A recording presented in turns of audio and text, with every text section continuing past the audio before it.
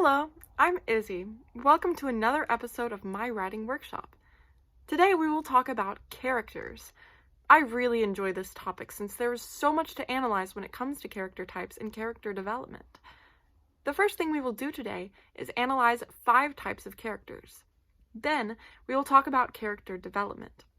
Lastly, I'll give you some tips you can use when making characters. The 5 types of characters we will be talking about today are the protagonist, antagonist, comic relief character, mentor, and foil.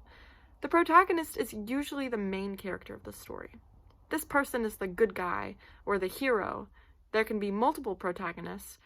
The key thing to remember about protagonists, though, is that they are the ones the reader should be cheering for. On the opposite side, there is the antagonist. This is the bad guy, the villain of the story. An important thing to remember about antagonists is that they aren't always characters.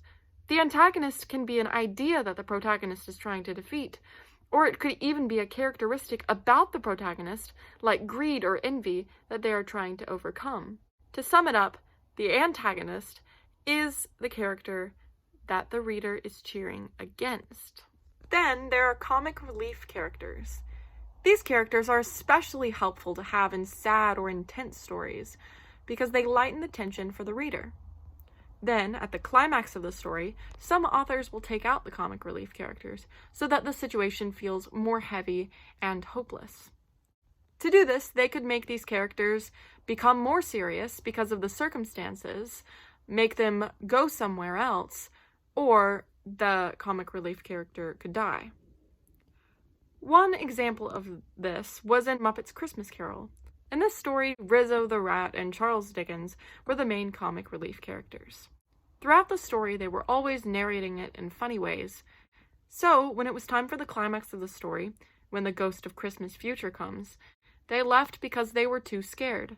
This enabled the climax to become more serious. The mentor is another character type. This character comes in during the climax or after a false low in the story. False lows happen during the rising action. They are less hopeless versions of the climax. During one of these false lows, a new character or idea comes into the story for the first time or comes back from the beginning. This mentor helps the protagonist or protagonists regroup or change tactics. Some examples of famous mentors are Obi-Wan Kenobi from Star Wars or Edna Mode from The Incredibles. The 5th character type we will talk about are foil characters. These characters have characteristics opposite from the protagonist or antagonist. This emphasizes the qualities of these characters. For instance, a generous protagonist will appear even more generous if their sidekick is greedy. So now that we've discussed character types, it's time to talk about character development. Over the course of the book, the protagonists and the way they interact with others should change.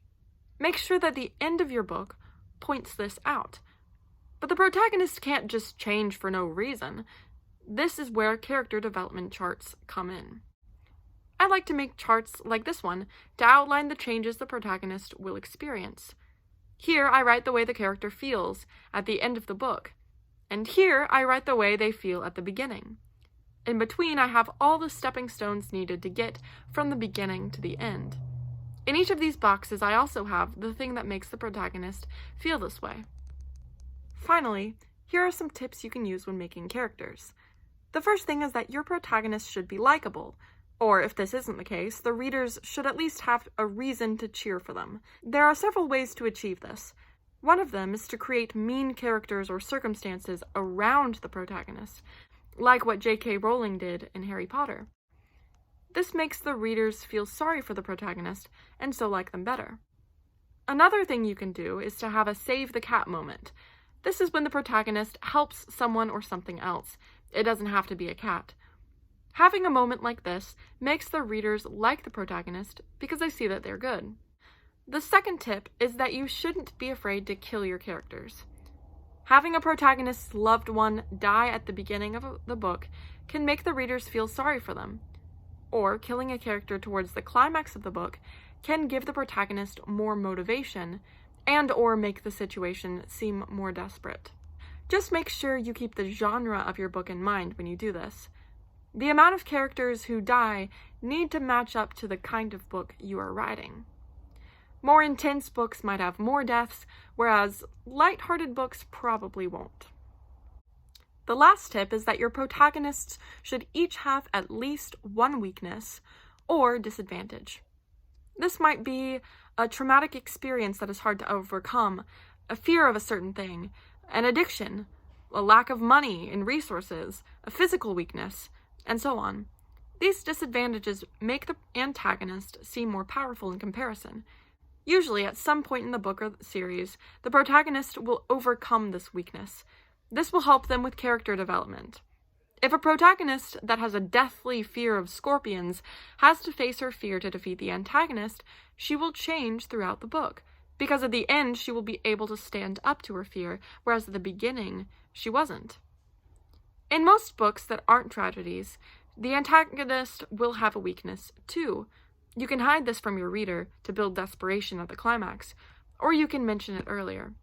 A lot of times, especially in Marvel movies, for some reason, the protagonist unlocks something inside of them, or looks at a problem differently right at the climax, then figures out how to use the antagonist's weakness to defeat them. Thank you for watching this episode of my writing workshop. Please like and subscribe, and be sure to check out my other videos if you haven't already. If you have any questions, feel free to ask them in the comments. Keep on writing!